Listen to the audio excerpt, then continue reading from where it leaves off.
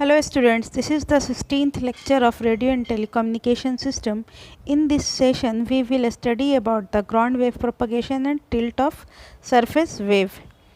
तो ground wave propagation में जो फ्रीक्वेंसी रेंज होता है वो 30 किलोहर्ट्ज़ से 2 मेगाहर्ट्ज़ होता है और इसमें जो ग्राउंड वेव होता है वैसा वेव जो ग्राउंड के अलोंग प्रोपगेट करता है उसको हम लोग ग्राउंड वेव कहते हैं। वो जो है अर्थ के सरफेस के हेल्प से जो है वो ट्रांसमिट होता है, प्रोपगेट करता है आगे की तरफ। ओके, तो हम लोग ये कह सकते हैं कि जो हमारा वेव है वो अर्थ से गाइडेड है।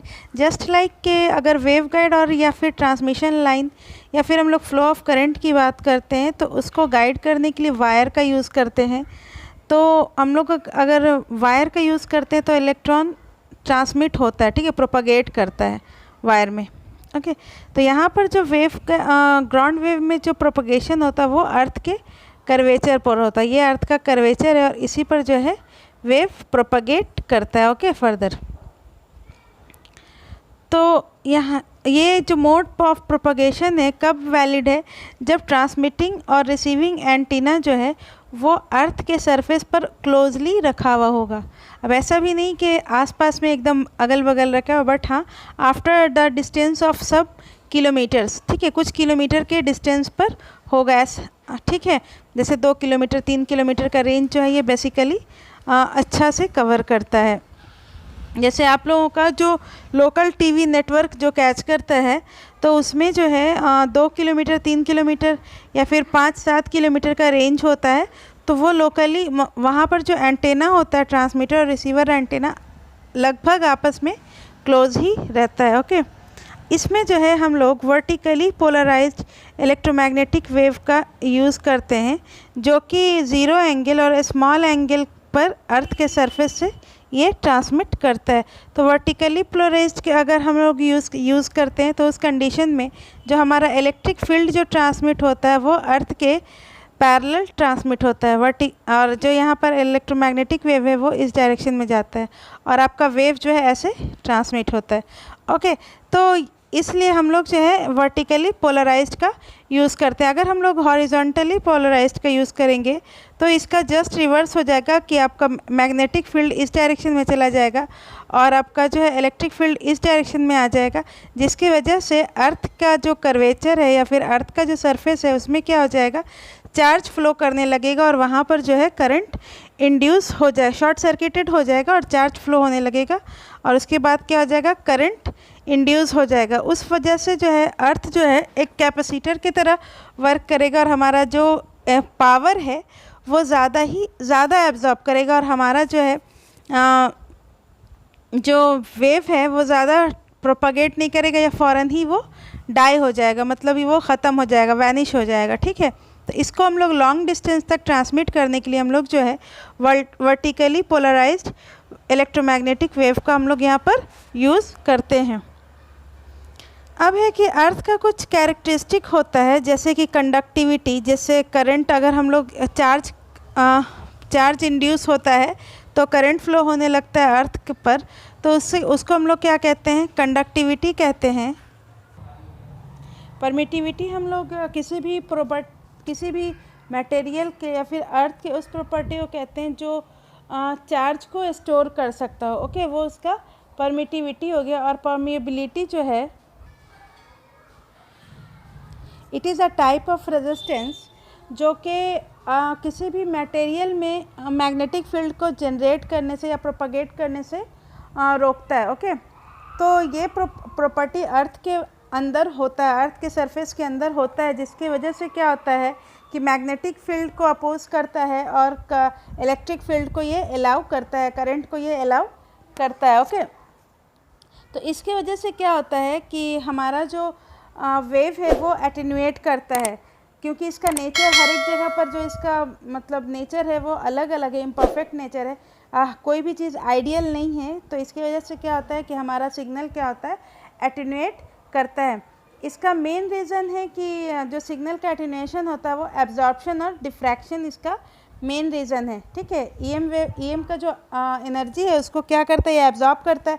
जैसा कि अभी हम आपको बताया था कि इलेक्ट्रिक फील्ड अगर हम लोग horizontal electric field, horizontal polarization लेंगे तो हमारा जो क्या हो जाएगा, अर्थ के परपेंडिकुलर अर्थ में कांटेक्ट करेगा इलेक्ट्रिक फील्ड, और ये क्या हो जाएगा कि ये चार्ज को एब्जॉर्ब करना शुरू कर देगा, और उस कंडीशन पर ये क्या हो जाएगा, कैपेसिटर की तरह वर्क करेगा। तो एक एब्जॉर्प्शन हो गया और दूसरा क्या हो जाएगा, डिफ्रैक्शन हो जाएगा, जो कि अपने पाथ से जो है टिल्ट होने लगता है, और उस कंडीशन पर भी क्या होता है कि ईएम वेव का एनर्जी जो है वो डिक्रीज हो जाता है। और दूसरा क्या है कि टिल्ट जो हमारा जो अर्थ होता है वो जनरली हम लोग जो है कर्व होता है, हम लोगों को पता है कि अर्थ जो है कर्व है, वो फ्लैट नहीं है, बट नॉर्मली अगर कुछ डिस्टेंस तक देखते हैं हम लोग, शॉर्ट डिस्टेंस पर देखते हैं तो अर्थ हम लोगों को फ्लैट दिखता है, बट इन लॉन्ग डिस्टेंस जो है अर्थ जो क्या होता है वो टिल्ट होता है। तो जिसके वजह से क्या होता है कि हमारा जो है सिग्नल जो है, जो ईएम वेव है, वो क्या होता है कि टिल्ट होता रहता है, झुकता जाता है। इस इमेज में आप लोग देख सकते हैं कि this is the transmitter antenna, और उसके ऐसे क्या सक्सेसिव वेव फ्रंट है, ठीक है। और आफ्टर द जो कर्वेचर के लॉन्ग रोटेट मूव कर प्रोपगेट कर रहा है, और आफ्टर सम टाइम जो है हमारा जो टिल्ट एंगल है वो क्या हो गया, काफ़ी इंक्रीज हो गया, ओके। जिसकी वजह से क्या होगा कि ये जो आफ्टर सम टाइम ये क्या हो जाएगा कि इसका जो ओरिएंटेशन है, जो वर्टिकली पोलराइज से ये कन्वर्ट हो करके जो है वो हॉरिजॉन्टली पोलराइज्ड में हो जाएगा, और हमारा सिग्नल क्या हो जाएगा, वो डिस्ट्रॉय हो जाएगा।